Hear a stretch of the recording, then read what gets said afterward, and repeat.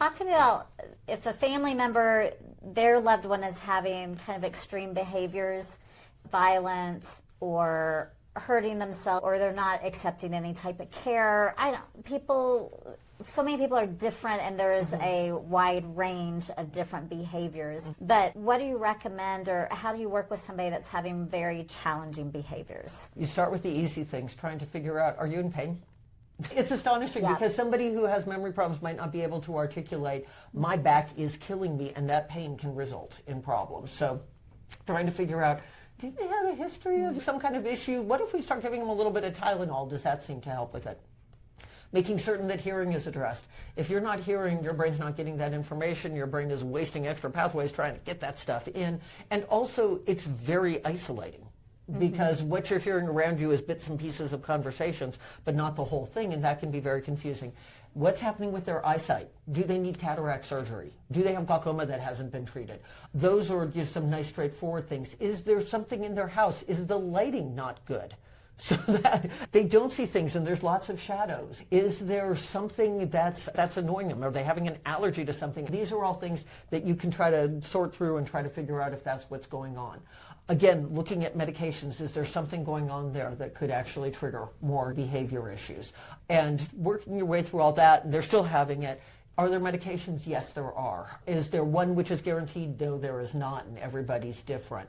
I do, like I said, try to recommend anything that's not medicine first. If you have to go down a medicine pathway, I do tend to be conservative.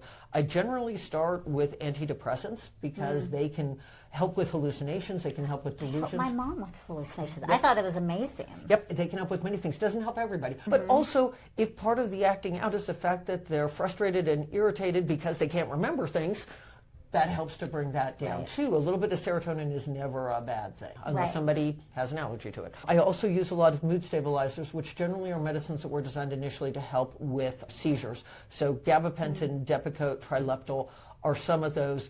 Out of those three, gabapentin has the least side effects. There are side effects with the other ones, but if somebody responds to them, I'll monitor their sodium with the Trileptal. We monitor to see if there's any weight gain with the Depakote, things like that. But antipsychotics would be your third line, and those, they can be very helpful. They do have more potential side effects. Almost every antipsychotic carries a black box warning against using it for agitation and dementia. Rexulti, which is the newest one, which has been FDA approved, it was initially designed to help adolescents with schizophrenia, so it is still an antipsychotic. Can it help? Yes. Does it help everybody? No. So it's always a little bit of trying to try this, see what happens, go with this, realizing it takes time to build up medicines. And I know you have another question, but there was something I thought of, I gotta say. It's sleep. Sleep is huge. If somebody is not sleeping or somebody is sleeping but it's not refreshing, that can also cause the behavior issues too. Sometimes working on sleep can be huge. Melatonin can be very helpful because it doesn't put you to sleep, but it tries to get that sleep-wake cycle regulated. And I've heard some people say, oh, don't give melatonin to somebody with dementia. But you're saying that's a good place to start. Oh, yeah. Oh, definitely, yeah. So the problem with melatonin is that if you take it all the time, basically your brain says, oh, this is the new level. So it doesn't work as well. So it's better to do it in little pulses when possible. There are multiple medicines out there to help with sleep. The over-the-counter medicines I do not recommend because they all have diphenylhydramine or Benadryl as their sleepy agent, and that can actually cause more confusion.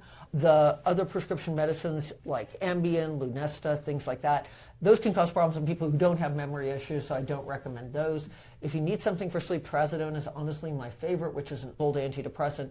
Doesn't work for depression because to get to a therapeutic dose, you're going to be asleep. So using low doses of that can be helpful. That has also been studied in the setting of hallucinations and delusions too, and it can be very helpful for some people.